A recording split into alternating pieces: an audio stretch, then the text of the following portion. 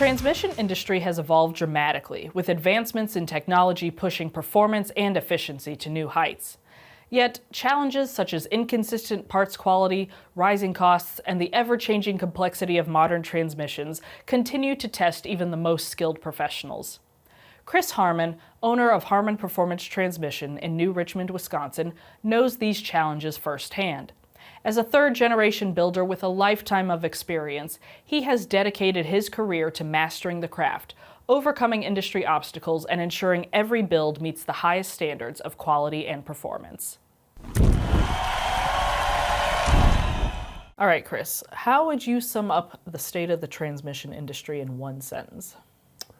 It's not quite a full sentence, but I would say right now it's pretty busy. Okay. There's a lot of changes going on in our industry right now. Okay. What are some of those changes you're seeing? I mean, for the longest time we had 4 speeds, 3-4 speeds for a long time. Now with EPA and everything trying to get fuel economy, we've went to 6, 8. Now we're at 10 speeds. Oh, wow. Yeah. And I feel like we've made that jump rather quick. I feel like a lot of the transmissions haven't even had their problems fixed with the previous versions, and we're already moving on to more gears and better things. Yeah. And a lot of times they're creating more issues with these things. I'm sure you guys see the news. There's lots of recalls on Ford, Chevy. Yeah. They're all having those same kind of growing pain issues, trying to keep up with everything. Yeah. So I would say it's very busy. Yeah, no, I can see that. I mean, automotive technology in general is just advancing so quickly. No matter what aspect of repair you're in, as soon as directions on how to fix something make it to the aftermarket, it's already obsolete at this point, Sometimes, Yeah. Yep. One nice thing about technology nowadays is a lot of people will figure out things, different procedures, better ways to do things, before they are released on, in ShopKey or any of the data we use. So, sometimes it's good to use other shops and other people in the industry to kind of bounce ideas off of. Absolutely. Because sometimes there's a lack of support. For sure. So, then, I mean, that sounds like something the industry is doing right. Is there anything else that you think the transmission industry is excelling at nowadays? Definitely the number of gears. That's one of the main things. They're accelerating in a lot of other things as far as how transmissions operate, temperature-wise even. Lots of different things that they're changing to make things work different ways. Programming, electronics.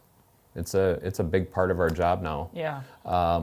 Back when 3 speeds were a thing, there was usually only one solenoid or not even one at all, and now you open up a transmission and there's more solenoids and electronics than there is mechanical parts in a lot of them. Yeah, absolutely. So there lots of changes, and that creates a lot more learning curve for us too. And so then, what do you think the industry could be doing better? I feel like parts could be better. Parts right now are a big thing.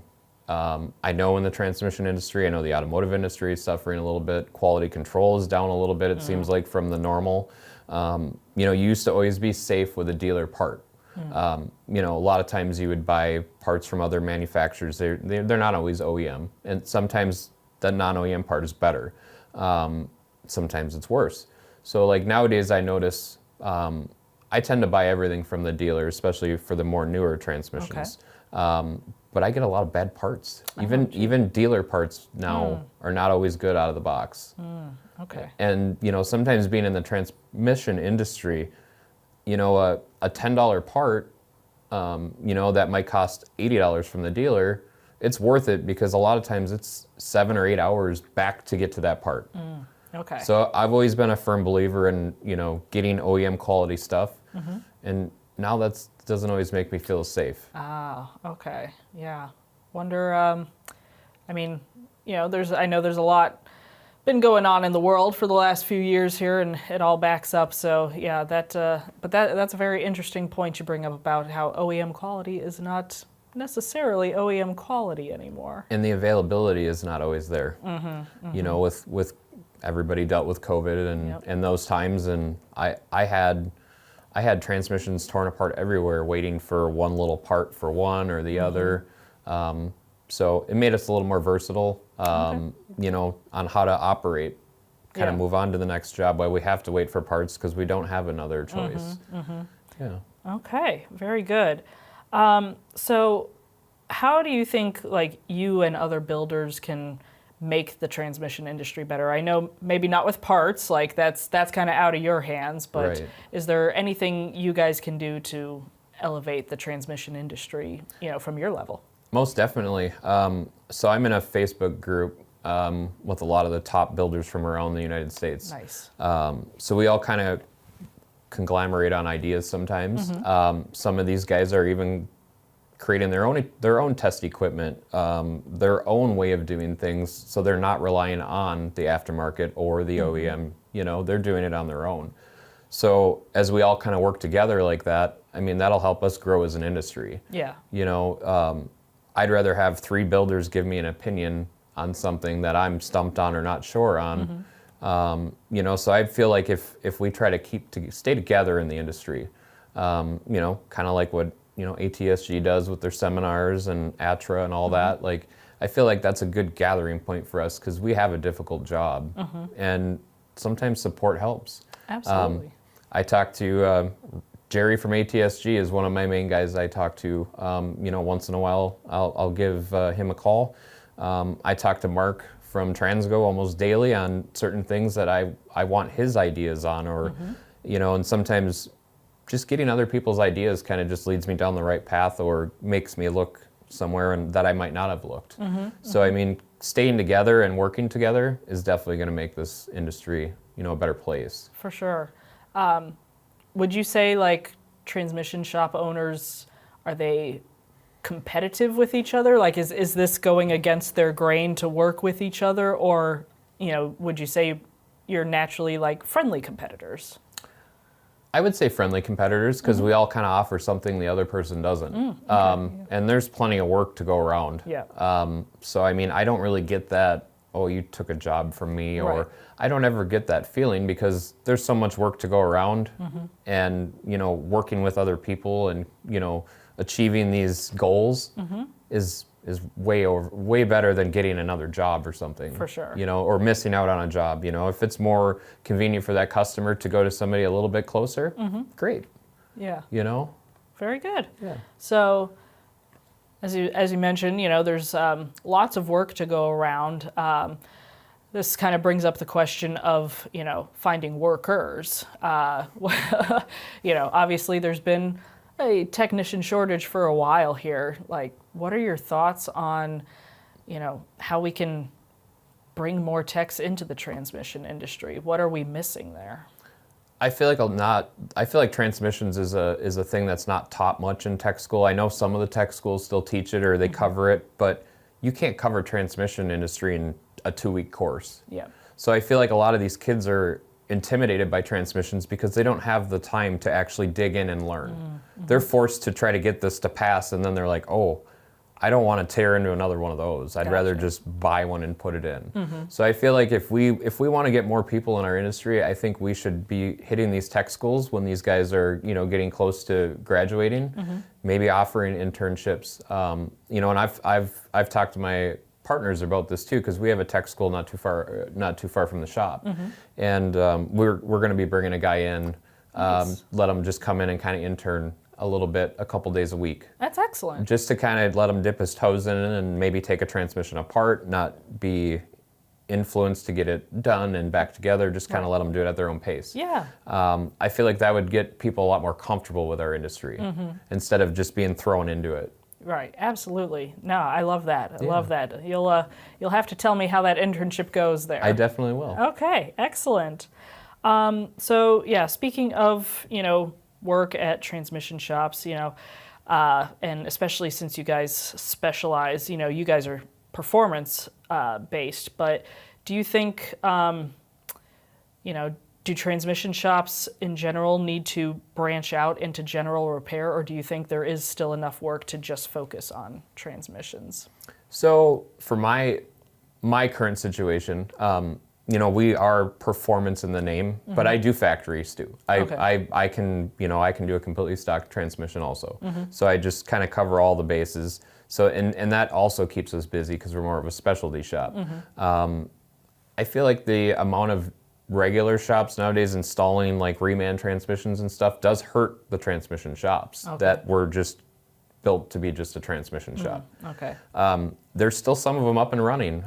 My dad was one of them. He would not do any automotive, and he stayed really busy with just driveline transmission work. Yeah. But as cars change and evolve nowadays, I feel like a lot more of the automotive part of the car, engine, drivability issues, all of that is now in conjunction with the transmission too. Multiple occasions I've had weird drivability transmission issues on a vehicle, and it's from an ABS sensor or something non-transmission related. So I feel like as technicians, we have to stay educated with a little bit of the automotive side also. Right. So like now we're expanding. I am going to do a little bit more of the automotive work in my shop. Okay. I would like to have a really good drivability guy in my shop, even though I might not always use him to his full potential, but when I need him, he's there. Right. Just like I think every good automotive shop should have a transmission guy. Okay. Yeah, very true. And yeah, so now speaking of like the way that vehicles are evolving, we have to cover hybrids and EVs, EVs especially don't have transmissions. Like what do you feel this means for the future of your industry? Do you think this is going to have much of an impact on you? Are you worried about it, not worried about it? Or? Honestly, I'm not really worried about it. I'm still working on transmissions from the 60s, and it's 2025. Yep. So I feel like the next couple generations of the specialty shops are going to be able to make that choice and say, if you don't want to work on EV vehicles, a lot of shops can probably get by without it. Okay.